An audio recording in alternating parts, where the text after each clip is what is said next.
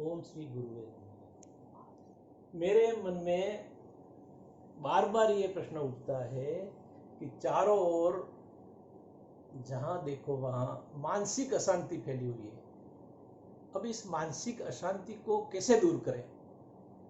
इसके लिए सभी धर्मों में कुछ न कुछ विधियां बताई हुई हैं, लेकिन प्रत्येक विधि प्रत्येक व्यक्ति के लिए सही नहीं होती, क्योंकि हमारा नेचर अलग अलग प्रकृति का है। कोई सात्विक विचारों वाला है, कोई राजसिक विचारों वाला है, कोई तामसिक विचारों वाला है, या कोई भावुक प्रकृति का है। तो ऐसी विधियां जो उस व्यक्ति के लिए सुटेबल हो, वो ही उसको मानसिक शांति दे सकती है। अगर तुम किसी भी धार्मिक विधि का प्रयोग करते हो और अगर तुमको तनाव हो जाता है तो उस विधि को छोड़ दो, क्योंकि ये जो विधियां हैं परमात्मा का अनुभव करने की विधियां हैं और ये मानसिक शांति प्रदान करने वाली विधियां हैं। अगर तुमको मानसिक शांति प्राप्त नहीं होती तो इन विधियों को छोड़ देना चाहिए और दूसरी विधि अपनानी चाहिए। जैसे कई व्यक्ति होते हैं, बहुत तपस्या करते हैं, शरीर को कष्ट देते हैं और ईश्वर को प्राप्त करते हैं। लेकिन दूसरे कोई व्यक्ति होते हैं जो भावुक प्रकृति के होते हैं, वे खाली परमात्मा से प्रेम करके उसको प्राप्त कर लेते हैं। तो आप चाहो तो इस शरीर को साथ कर, मजबूती करके शरीर को साथ कर, धीरे धीरे मन सज जाएगा और आप परमात्मा का अनुभव कर लोगे।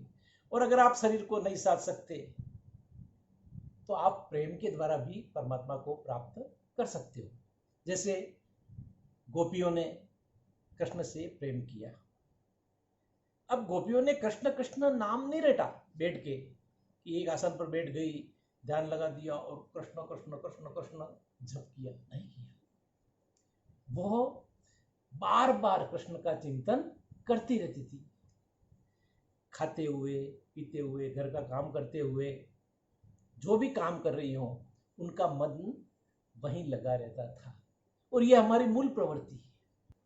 तो उसी ढंग से इन गोपियों ने क्या किया, जब भी काम करते करते बस वो उनके मन में रम गया। कोई चीज अपने को अच्छी लग जाती है तो अपने को बार बार याद आती है, नहीं आती है? बस उनको कृष्ण का बाल रूप बहुत अच्छा लग गया और बार बार उस कृष्ण के उस रूप का चिंतन करती रहती थी। जहां देखो वहां खाना बना रही है तो भी ऐसा लगता था कि मैं कृष्ण के लिए बना रही हूं। और उनके मन में ऐसा होता था कि कब मैं कृष्ण को देख लूं, और जैसे अपना काम फटाफट फटाफट निपट के कृष्ण को देखने के लिए दौड़ पड़ती थी। तो प्रेम से ही उन्होंने परमात्मा को प्राप्त कर लिया।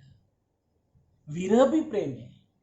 जैसे कृष्ण गोकुल को छोड़ के निकल गए, जब मथुरा चले गए तो ये गोपियां उनका इंतजार करती थी कि कोई आहट होती थी तो वो सोचती थी अरे कहीं कृष्ण तो नहीं आ गए। एक सिंपल बात बताता हूं, तुम उसको इस चीज को समझ जाओगे। जैसे तुम किसी से प्रेम करते हो तो तुम्हारे मन में, तुम कहीं बाहर जा रहे हो घूमने के लिए, तो तुम्हारे मन में अचानक यूं हो जाता है यार वो देखने मिल जाए तो कितना अच्छा। मतलब उसका चिंतन चलता रहता है जिससे तुम प्रेम करते हो। अगर बाइक लेके बाजार में निकले और हो सकता है वो उसी शहर के रहने वाला या रहने वाली हो जिससे तुम प्रेम करते हो, तो तुम्हारे मन में यूं होता है कि वो एक झलक वो देखने के लिए मिल जाए, तो उसका चिंतन चलता रहता है कि वो मिलेगा तो मैं यूं कहूंगा, यूं नहीं कहूंगा, ये चिंतन चलता रहता है। मतलब 2400 घंटा तुम्हारा, तुम जिससे प्रेम करते हो उसका चिंतन चलता रहता है। अब ये प्रेम भी बुरा नहीं है, लेकिन अपन मन कहाँ लगा रहे हैं, ऐसी चीज जो नष्ट होने वाली है। और जो नष्ट होने वाली चीज है उससे प्रेम करोगे तो तुमको बाद में दुख भी उठाना पड़ेगा, क्योंकि जब वो चीज नहीं रहेगी तो तुम्हारा मन दुखी हो जाएगा। तो हमें अपने मन को उस परमात्मा में लगाना है जो शाश्वत है, जो कभी नष्ट होने वाला नहीं है, क्योंकि ये प्रेम स्थायी होगा। तुम मिट जाओगे लेकिन वो नहीं मिटेगा। वो शुरुआत में भी था, अभी भी है और बाद में भी रहेगा। तो हमें क्या करना है, उसका चिंतन करना है, हर समय उस परमात्मा की याद करनी है।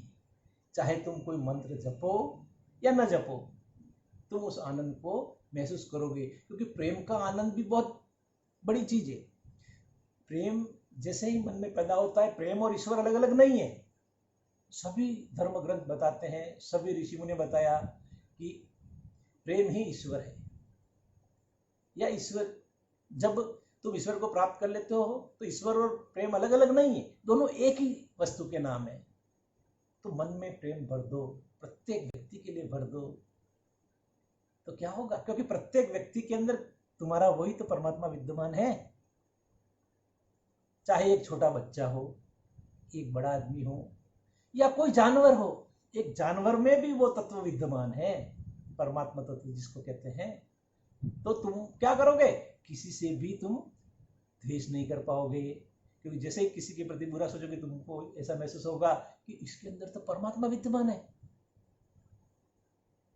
तो आप किसी का बुरा नहीं कर पाओगे, और धीरे धीरे आपका पूरा नजरिया बदल जाएगा। आप पूरी तरह परमात्मा में रम जाओगे और उस ईश्वर को प्राप्त कर लोगे। बहुत व्यक्ति ऐसे होते हैं जो कठिन मेहनत कर सकते हैं पुरुष की तरह, तो वो क्या करते हैं, योग साधते हैं, बैठते हैं, नाम लेते हैं समाधि लगाने के लिए, तो उनका शरीर ऐसा अनुकूल होता है। जो मजबूत व्यक्ति है, दृढ़ व्यक्ति है, वह इस प्रकार का तप तपस्या कर सकता है। लेकिन जो भावुक व्यक्ति होता है, जो 5 मिनट भी बैठ नहीं सकता एक जगह, चंचल मन होता है जिसका, तो वो प्रेम के द्वारा ही परमात्मा को आराम से प्राप्त कर सकता है। अगर ये मेरी बात आपको अच्छी लगी तो लाइक करें, सब्सक्राइब करें और बेल आइकन दबा के मेरा अगला वीडियो का इंतजार करें। ओम श्री गुरु।